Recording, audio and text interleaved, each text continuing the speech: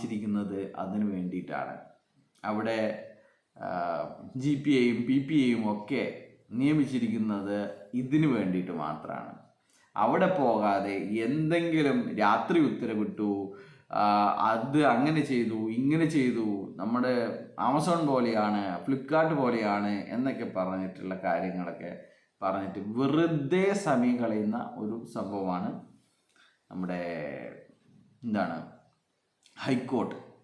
ഹൈക്കോർട്ടിലല്ല ഇതിൻ്റെ വാദങ്ങൾ നടക്കുക.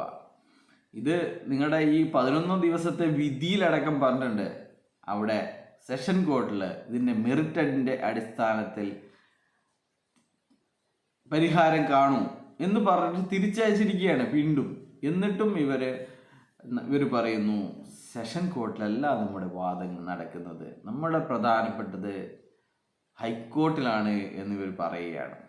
അപ്പോൾ അവർക്കറിയാം സെഷൻ കോർട്ടിൽ ഇത് നടക്കൂല.